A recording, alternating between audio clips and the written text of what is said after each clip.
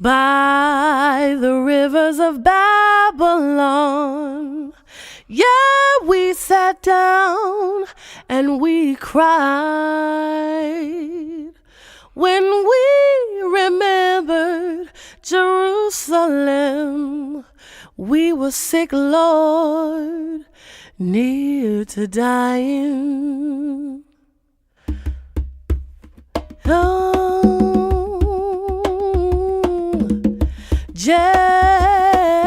Hallelujah. Hallelujah. First and foremost, I give all honors, respect, and glory to the creator of heaven and earth, God of our fathers, God of Abraham, Isaac, and Jacob.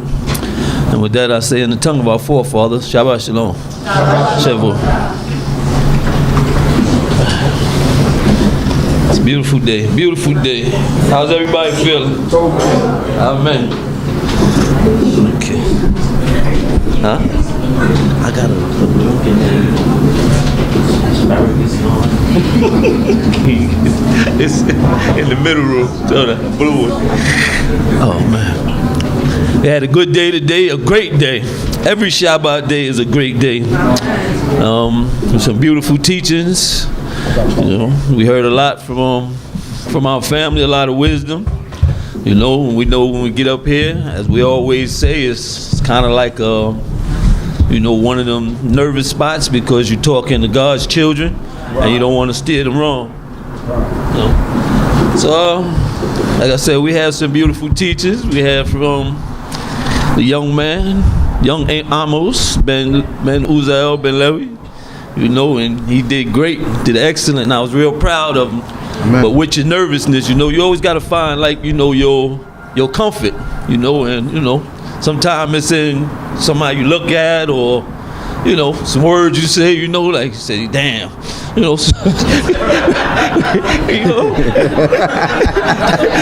So once he got his little comfort on with the damn, he was good, so I was like, all right. His birthday just passed, he getting older, like Chief Uziel said in different countries, these ain't curse words. Damn ain't no, damn is good. He didn't go hard. It's like soft curse, Yeah, it was beautiful. And then we have my brother, my friend, Chief Makubadia, son-in-law. Amen. And he said some beautiful things. And then he also talked about, his Abba, bless his memory, Hako and Levi. Hallelujah. And anybody who knows teach, and he said, some profound stuff. He said that when you looked at his notes, you can see from back then it was like the same today. And that's how it's supposed to be when we get in this book. We go to the elders, we learn from them, we study from them, and it's pretty much we stay on the same track. But then, some people start studying other places, right. And as it say in Apocrypha, it said don't go beyond your means. It said it's more right here than you can learn in a lifetime. And that's talking about just Torah and the first 5 books. Like Chief used to say, you never get out of Genesis. You always got to go back. There's always new stuff. So we should try to, stay focused on that. I'm not going to go too far into other people's teaching. But today we're going to read in Judges. We're going to go to chapter 6. And we're going to read about another one of our judges, Gedion.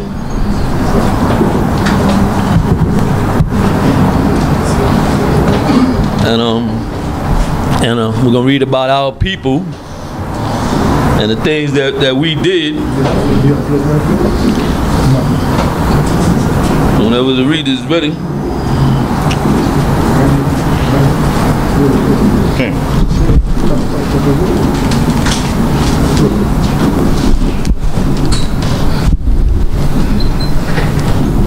We're in the book of Judges, 6th chapter, 1st verse. Hallelujah. Hallelujah. And the children of Yisrael did that which was evil in the sight of Yehovah. All right. All right. We'll hold that right there. Because as we know, that's our downfall, people. We as we started reading, we seen that, once we lost somebody, once we lost Joshua, you know, the people go to their own mindsets, every man to his own thoughts. And we stop thinking as a unit and stop studying together. We go to our own thoughts. We seem to go off. And it said the people of Israel did evil. Now, evil comes in many forms. You know, it's no man that don't sin around here, but it's when you get together to do evils, that's the most unpleasing in the sight of the Most High. When we get as a group and do evil things. Come see. And Yahweh delivered them into the hand of Midian 7 years. And the hand of Midian prevailed against Yisrael. Because of Midian, the children of Yisrael made them dens which are in the mountains, and the caves and the strongholds. And so it was when Israel had sown that the Midians had came up, and the Amalekites and the children of the east, and they came up against them. All right, us. Because every time we do wrong as a group, the Most High sends some kind of force against us. You know? So the Midianites, they first of all, Midian was the son of Abraham by Keturah, right? And they was, you know, so they descendants, right? But in the time of Moshe, I guess there was a bitterness against us, you know, in Israel, because Moshe also was married to a Midianite, but we destroyed them, we knocked them down. We beat them down. They were supposed to be destroyed, but obviously they came back up and they became a great nation again. And Most High sent them against us once we did evil. Verse 4. And they encamped against them and destroyed the produce of the earth till thou comest unto Gaza, and left no sustenance in Yisrael, neither sheep nor ox nor ass. All right, and again, I want to go back further. It says, and the Midianites, and Midian, the Israelite, and the hand of Midian prevailed over Israel, and because of Midian, the Israelites provided for themselves hiding places. Because once we do evil, we can't stand against nobody. All our strength and our shield is gone. Amen. So now we gotta hide in caves and in mountains because we weak.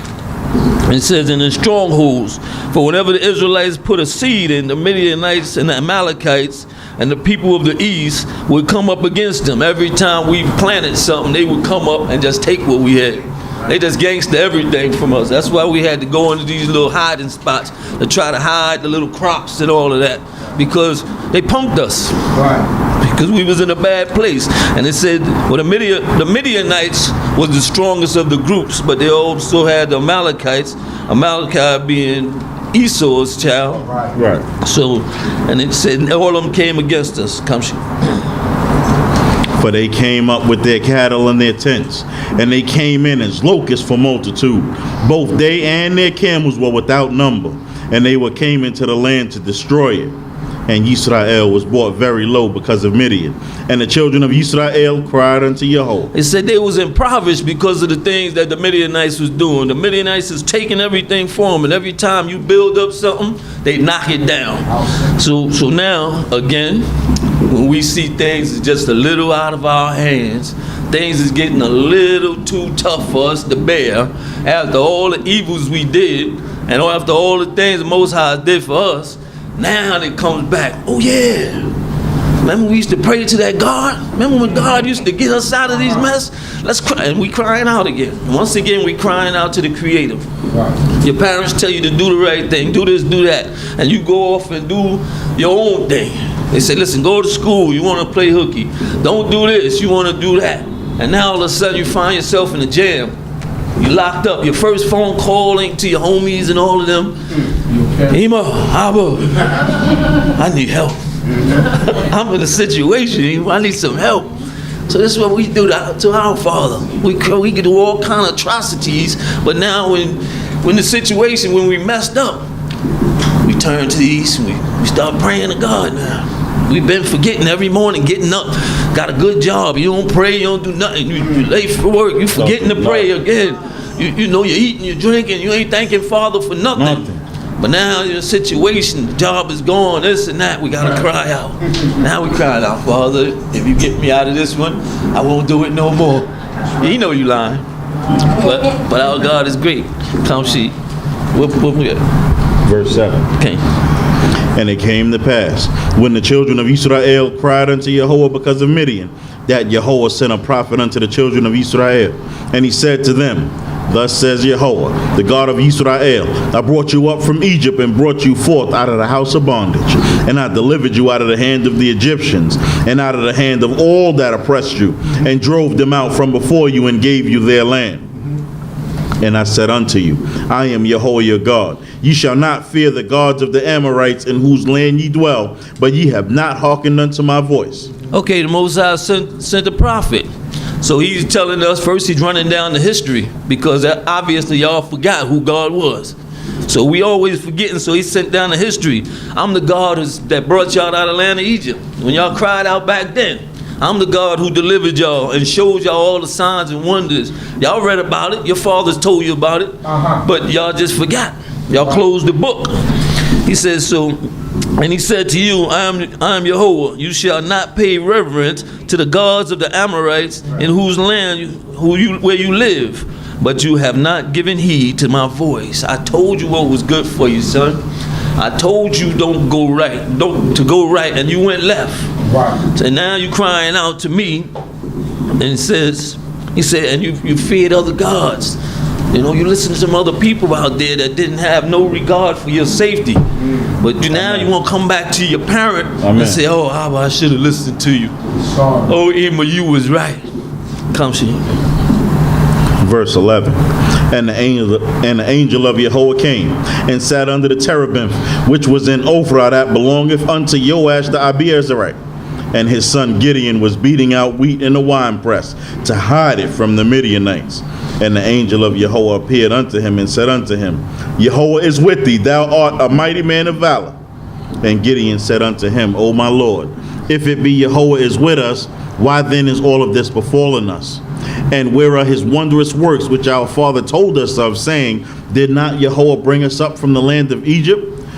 But now Yahweh has cast us off and delivered us into the hand of the Midian. Yahweh didn't cast you off, you cast you off. There you go. Amen. You want to make it your Abba's fault when you did the bad stuff. You know, but even when the angel came to him, he said, now the angel of the Lord came and sat under the tree, under the oak, which belonged to Joash. And the son of Gedion was beating wheat in the wine press to hide it. So he beating his stuff, trying to stash his stuff. So the angel starts talking to him, and now he's, why have we heard about this God? Because your parents told you stories. This word was passed down. Gideon, he's confessing to that right now. We heard all the things that happened back when our forefathers. So what happened? Why is God giving up on us? Why is we in this distress that we in? Come see.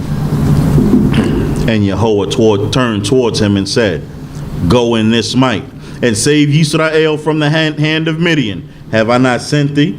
And he said unto him, O my Lord, wherewith shall I save Yisrael? Behold, my family is one of the poorest in Manasseh, and I am the least in my father's house. And that's who the Most High works with. That's right. As we gonna see throughout this thing. He said it's not you strong guys, or when he went to the house of David, he said, no, not that one. Right. Not that one. Not that one. Because these guys, you all brolic, you want to say, okay, my strength got this, my might got this. But the Most High has to show that his hand does this.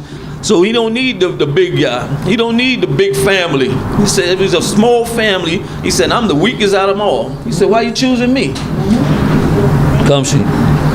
And Yahweh said unto him, surely I will be with thee, and thou shalt smite the Midianites as one man. And he said unto him, if I have found favor in thy sight, then show me a sign that this is that thou talkest to me. Depart not hence, I pray thee, until I come unto thee, and bring forth my presence and lay it before thee. And he said, I will tarry until thou come back. All right, again, this is words being passed down. This is things that, because the same thing Abraham did. Abraham was like, okay, if you're going to do this thing for me, first of all, he said, let me prepare something. Because like kings and all these things, you don't come to the property. Let me get you something to eat. Let me do this. So he said, okay, I'll wait for you. But he said again, you don't when the Most High is talking to you or he sends his angel, you want to be sure of these things. Right. So he's like, well, show me something. Show me something to know that this is real. Come see. Verse 19. And Gideon went in, and he made ready a kid and unleavened cakes of an ephah of meal, and the flesh he put in a basket, and he put the broth in a pot, and brought it out unto him under the terebinth, and he presented it. And the angel of Yahweh and the angel of God said unto him, take the flesh and the unleavened cakes, and lay them upon this rock, and pour out the broth. And he did so. Then the angel of Yahweh put forth the end of the staff that was in his hand, and touched the flesh and the unleavened cakes, and there went up a fire out of the rock, and consumed the flesh and the unleavened cakes, and the angel of Yahweh departed out of his sight. Again, he showed him some kind of sign, but unlike Abraham, he didn't eat, the angel didn't partake of the stuff. He told him to pour out, he said, pour out the broth, and then he put the staff on the meat and the bread, and it went up, and then he's gone. Come see. And Gideon saw that he was an angel of God. And Gideon said, alas, O Yahweh God, for as much as I have seen the angel of Yahweh face to face. And Yahweh said unto him, peace be unto thee. Fear not, thou shalt not die. Then Gideon built an altar there unto Yahweh, and called it Adonai Shalom unto this day, as it is yet in Ophrah of the Abierezites. Adonai Shalom, the Lord is peace. And he said, and Gideon said, wow, I have seen God face to face. And as Moshe said, no man can look in God's face and live. But the angel had to tell him, you be relaxed, you're not gonna die. He said, be at peace. Come see. Verse 25. And it came to pass the same night that Yahweh said unto him, take thy father's bullock and the second bullock of 7 years old, and throw down the altar of Baal that thy father hath, and cut it down, the Asherah that is by it. And he built an altar unto Yahweh thy God, and built an altar unto Yahweh thy God upon the top of this stronghold in the ordered place. And take the second bullock, and offer a burnt offering with the wood of the Asherah which thou hast cut down. Then Gideon took 10 men of his servants, and did as Yahweh had spoken unto him. And it came to pass, because he feared his father's household and the men of the city, that he could not do it by day, that he did it by night. All right, so another sign. He said take that father's bull, one of the second bullocks, because he used the first one for the offering. He said to knock down the Baal. Now this is on his father's property. Right. So therefore, they was worshiping also. So he said, take that, knock it down, and build me an altar. He said, and then he said, and offer up a burnt offering of wood. So he said, and Gideon was scared of them people. I mean, your people was fearing other nations, but our people was rough against us. Yes, man. Say it our again. people was no joke against us. Say it again. So he said, if them people see me knocking down this Baal, this image, this idol, this graven image in the daytime, he said, surely I'll be in trouble. Yeah. So he said him and 10 guys had to do it by night. They had to sneak and knock this down. Because when our people worship something, they go all out. They go wholeheartedly worshiping whatever the fake thing they worship. Come see. And when the men of the city arose early in the morning, behold, the altar of Baal was broken down, and the Asherah was cut down that was by it, and the second bullock was offered upon the altar that was built. So because they run early in the morning, like our people do right now. They running them churches early in the morning. They wasn't praising the creator of heaven and earth no more, but they get up early to praise these false gods. They ran there, a group of them, and they ran to praise Baal, and it's knocked down. And they said one to another, who has done this thing? And when they inquired and asked, they said, Gideon, the son of Joash, has done this thing. You got snitches out there. So once you threw it out there, somebody was raring to snitch. Might have been one of them 10 men. Yeah, it might have been. Might have been one of the 10 guys with him. So they said, yo, Gideon, when you inquired, and they probably just asked one time, wow, who did this? Gideon. Yeah. You dry snitch, quick. No pressure at all. No pressure. No, not at all. Then the men of the city said unto Joash, bring out thy son that he may die, because he has broken down the altar of Baal, and because he has cut down the Asherah that was by it. That's a death penalty. You mess with them idols, the death penalty comes to you. And Joash said unto all that stood against him, will ye contend for Baal? Or will ye save him? Or will ye contend for him? Shall be put to death before the morning. If he be a god, let him contend for himself. If he's a god, if JJ is a god, let him fight for himself. Right. I mean, if all this, listen, you go to one of these cathedrals and stuff, and you knock the head off they false gods. Look, they ready to kill you. You want look so, and they run up on you.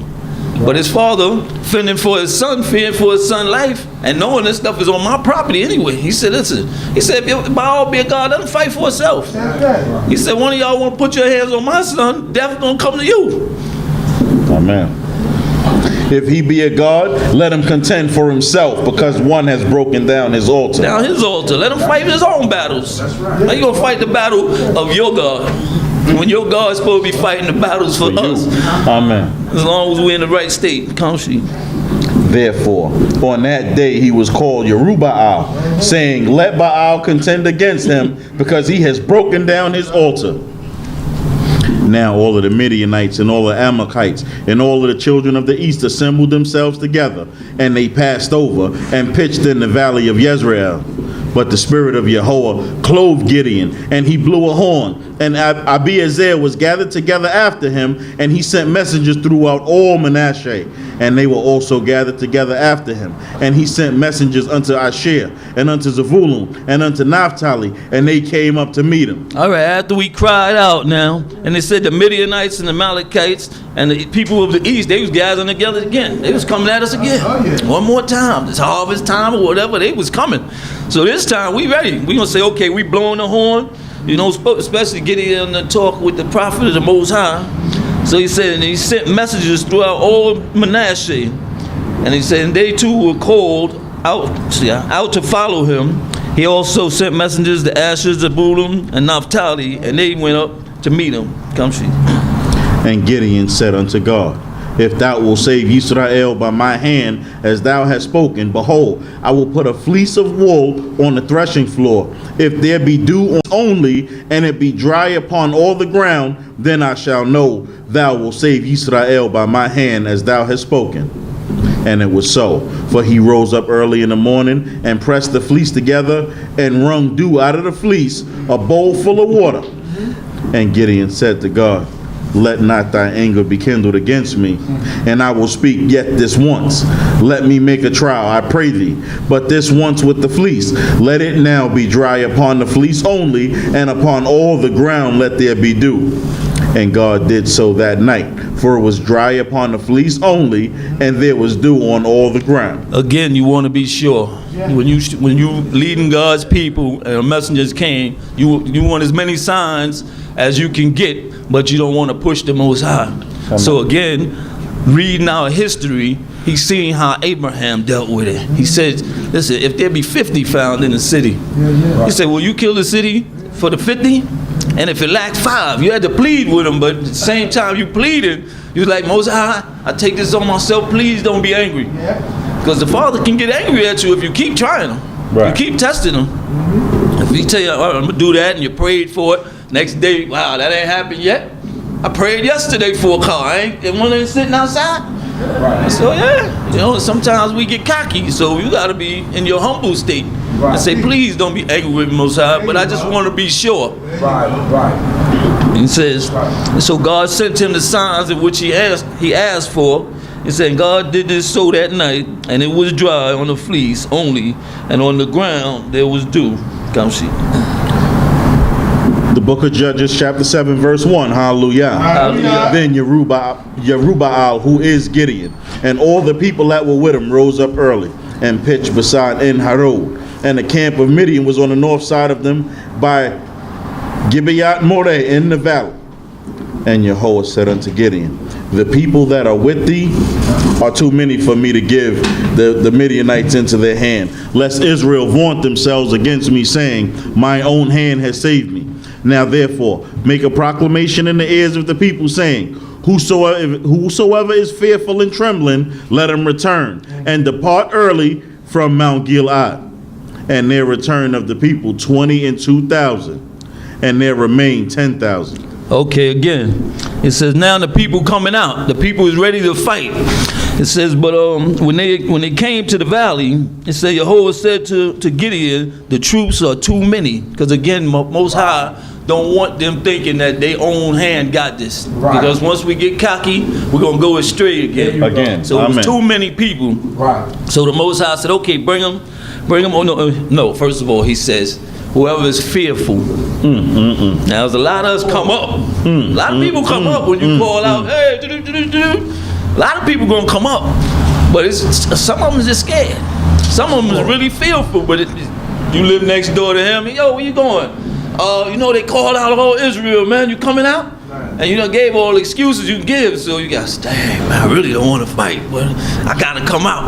You know, so it's not really in your heart, but just for eyesight's sake, you got to come out. Right. So the Most High says, well, tell him whoever's fearful, he says, he said, whosoever is fearful and trembling, let him return and depart early from Mount Gilead. It says, and Gideon shift out, and 22,000 returned, and 10,000 remained.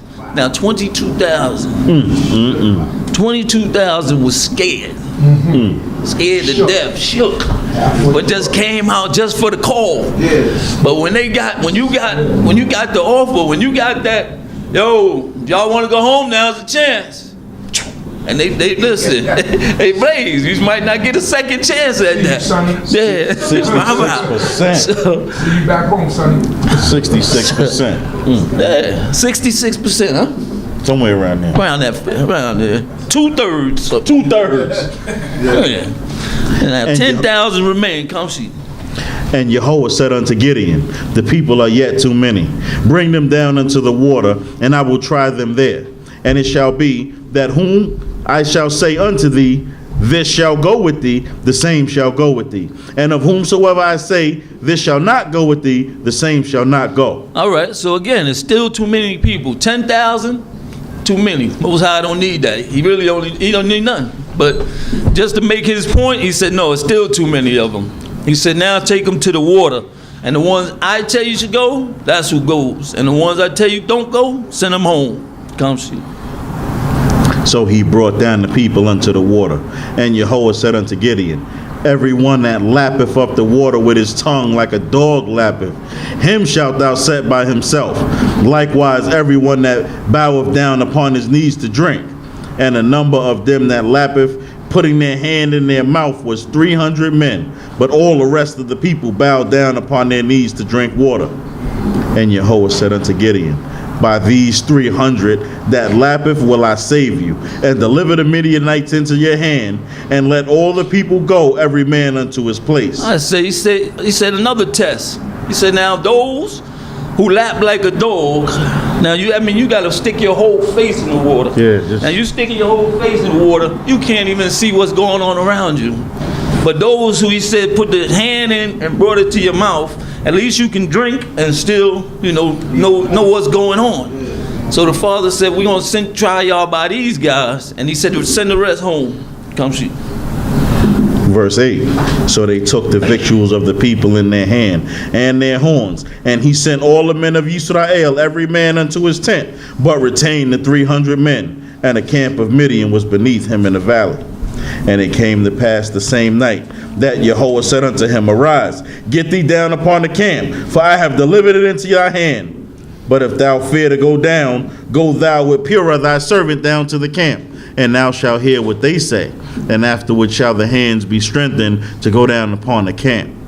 Then went he down to Purah his servant, and unto the outermost part of the camp, the armed men that were in the camp, now the Midianites, and the Amalekites, and all the children of the east lay along the valley like locusts for multitude. All right, it said there was many of them, and they laid around.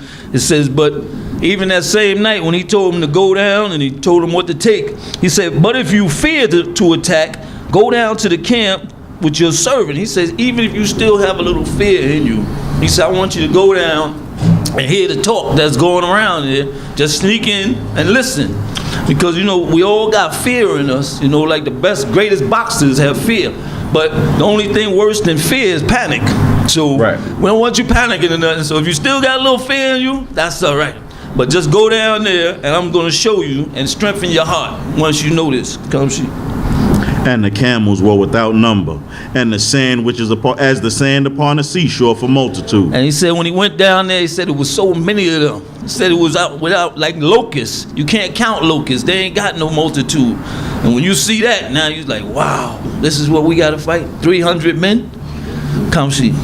Verse 13, and when Gedion was come, behold, there was a man telling a dream unto his fellow, and saying, behold, I dreamed a dream, and lo, a cake of barley bread tumbled into the camp of Midian, and came out of the tent and smote it that it fell, and turned it upside down that the tent lay flat. And dreams back then was like prophecies or something. When you dreamed, you needed somebody to interpret this. It wasn't like, now we dream. Now it's just because you're sleeping.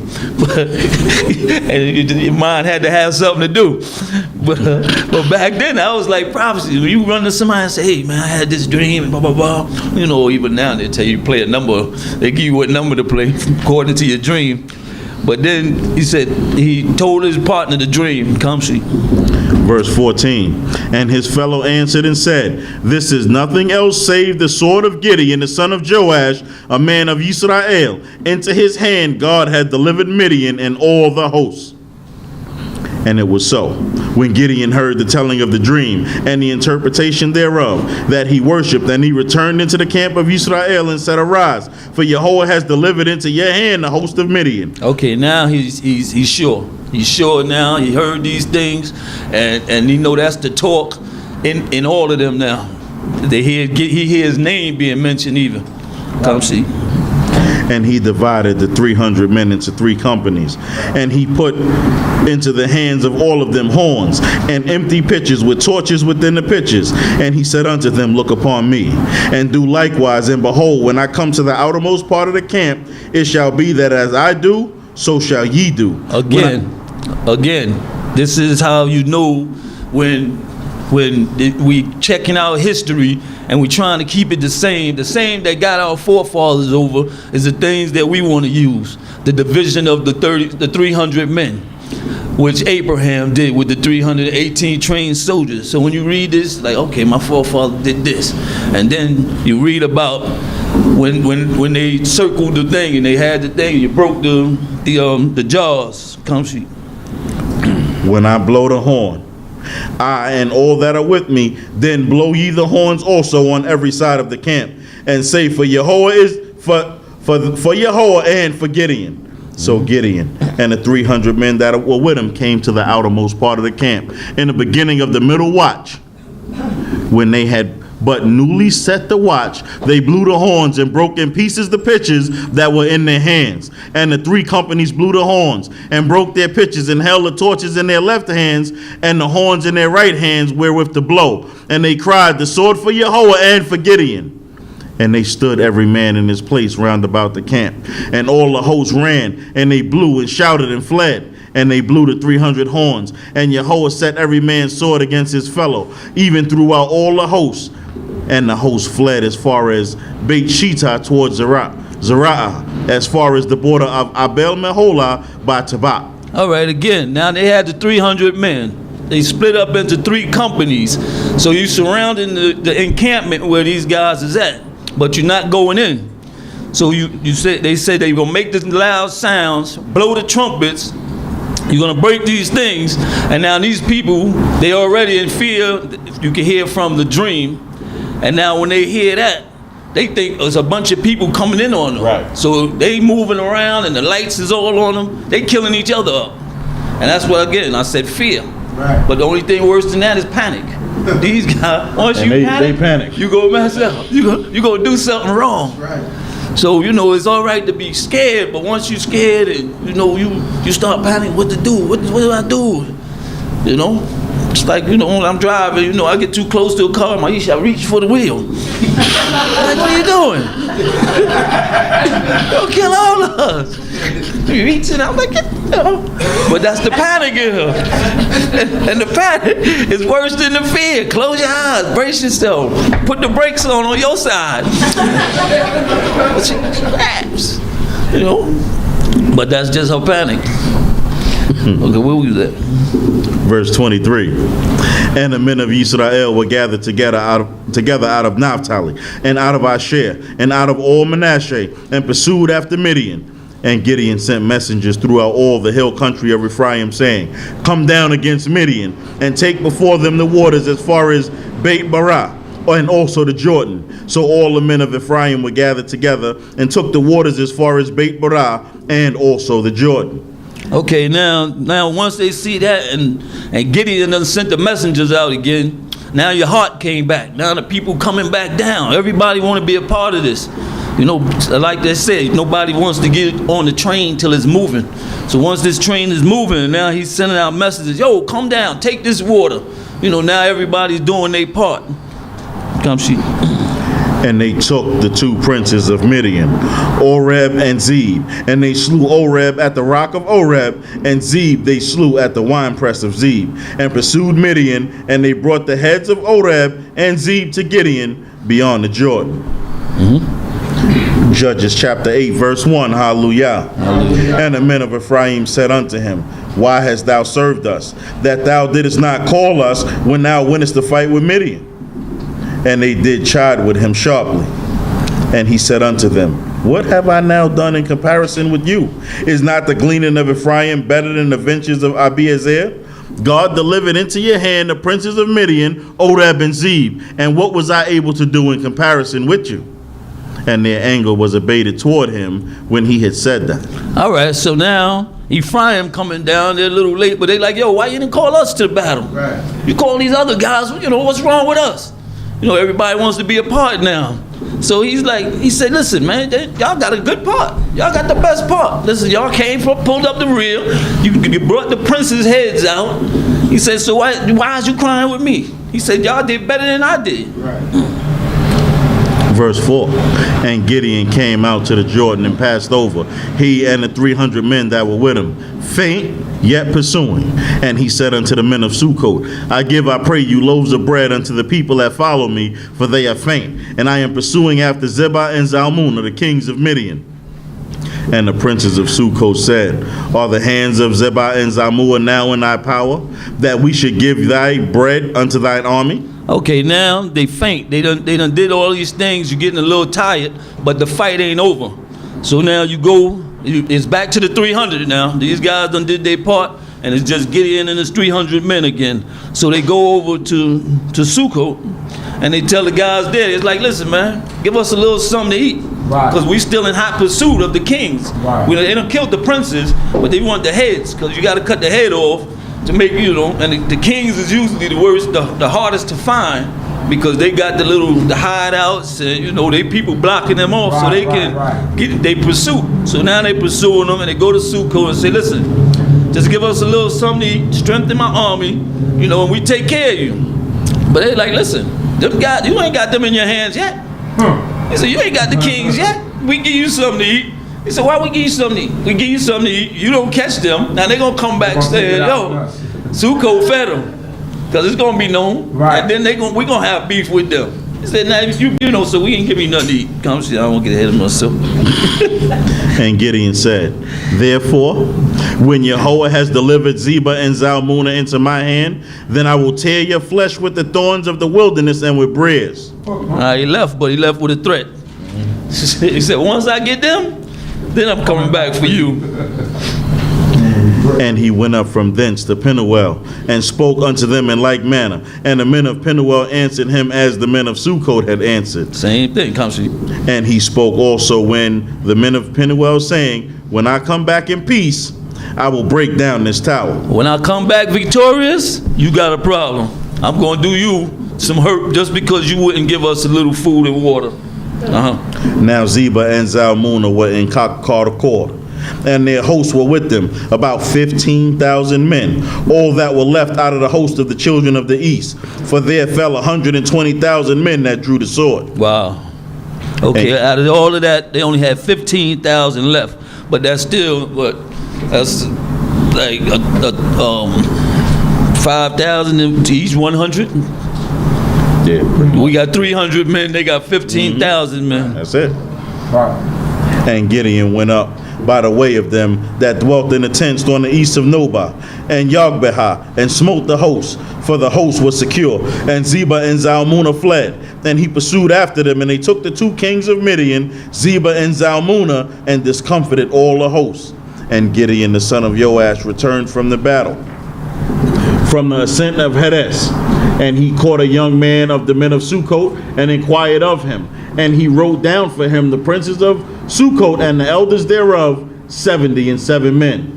And he came unto the men of Sukkot and said, Behold, Zebah and Zalmunna, concerning whom ye did taunt me, saying, Are the hands of Zebah and Zalmunna now in thy power, that we should give bread to thine army that are weary? Okay, now they came, now they got him. So now they go back to these guys in Sukkot, and he says, and then he came to the people of Sukkot and said, Here are Zebah and Zalmunna, about whom thou taunted me, saying, Do you already have the possessions of the hands of Zebah and Zalmunna, that we should give you bread? So now he's throwing the heads out there now. So now you're a little nervous because you got a problem now. Now you got a problem.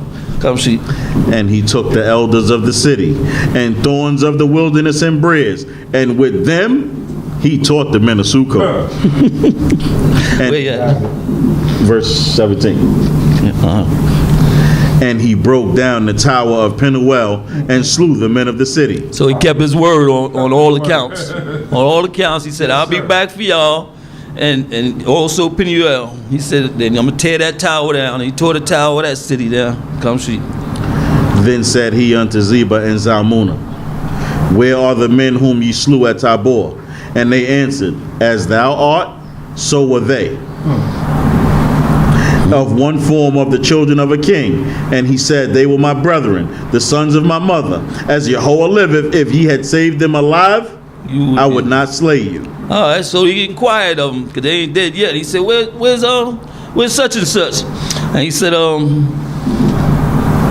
"What about the men whom you killed at Tabor?" And they answered, "As you are, so we were, every one of them, and they resembled the sons of the kings." And he said, "These was my brothers, the sons of my mother." Come see. Verse 20. And he said unto Yeter his firstborn, Up and slay them. But the youth drew not his sword, for he feared, because he was yet a youth. He was scared. He was afraid to go up there to the mighty men and just kill him. And he said, "That's his firstborn." Then Zebah and Zalmunna said, Rise thou and fall upon us. For as a man is, so is his strength. And Gedion arose and slew Zebah and Zalmunna and took the crescents that were on their camels' necks. He says, then, even the kings, knowing they about to die, he said, "Look, man, listen, that boy, you come kill us." Yeah. He said, "So is a man, so is you, so is your strength." He said, "Let your son see you do that in action. That would strengthen your firstborn." Come see. Verse 22. Then the men of Yisrael said unto Gedion, Rule thou over us, both thou and thy son's son also, for thou hast saved us out of the hand of Midian. And Gedion said unto them, I will not rule over you, neither shall my son rule over you. Jehovah shall rule over you. He said the Creator rules over you. That we don't listen to God. How you going to say, "Hey, you be our leader, we listen to you"? And most people who are put in leadership don't want that job. Nobody don't want the job of leading Israel. We're stiff-necked people. So Gedion said, "No, me or my sons or my we not taking that job." Right. He said, "Listen, y'all listen to the Most High, we're gonna be all right." Right. That's who's the leader, the Amen. Creator of heaven and earth. Amen. I mean, he put people in positions, to do things, but first and foremost is the Creator. And if we go on doing our own thing, who gonna listen to me? So he said, "I'm not taking that job on. I ain't taking that headache on." Where we at, bro? Verse 24. Mm-hmm. And Gedion said unto them, I would make a request of you, that ye would give me every man the earring of his spoil, for they had golden earrings, because they were Ishmaelites. Mm-hmm. And they answered, we will willingly give them. And they spread a garment and did cast therein every man the earrings of his spoil.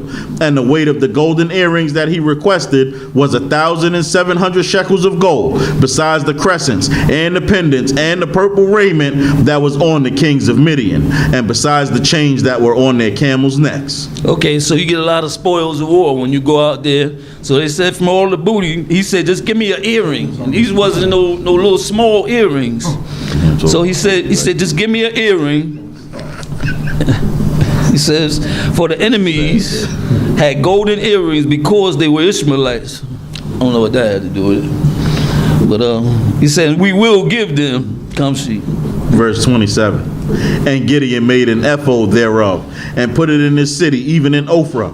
And all Yisrael went astray after it there, and it became a snare unto Gedion and to his house. Okay, now he took those earrings and he said he built the ephod.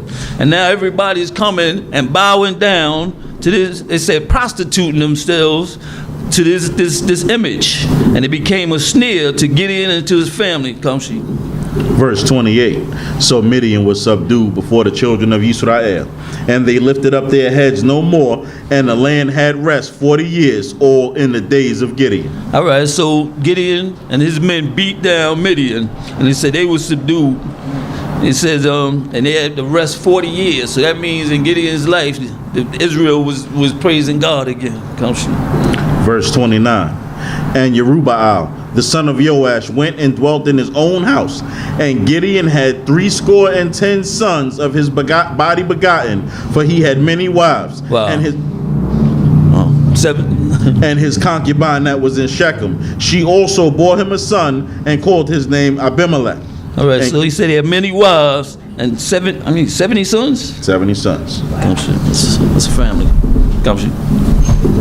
And Gideon the son of Joash died in a good old age, and he was buried in the sepulchre of Joash his father in Ophrah of the Abirazites. And it came to pass, as soon as Gideon was dead, that the children of Israel again went astray after the Baalim, and made Baal-berith their god. And the children of Israel remembered not Yehovah their God, who had delivered them out of the hand of their enemies on every side. Neither showed they kindness to the house of Jerubbaal, namely Gideon, according to the goodness which he hath shown unto all Yisrael. Hallelujah. Hallelujah. He said even once Gideon passed away, he said it didn't take long for the children of Israel, for us to fall back into our folly. And we don't even remember the people who did good for us. They said he didn't even show loyalty to Gideon's family and to the people that he left behind. He said in return for all the good that he had done for Israel, they showed nothing for his family. And I hope and pray y'all got something out of that. I sped through it like a Ferrari. But blessed be the Most High. Hallelujah. Hallelujah.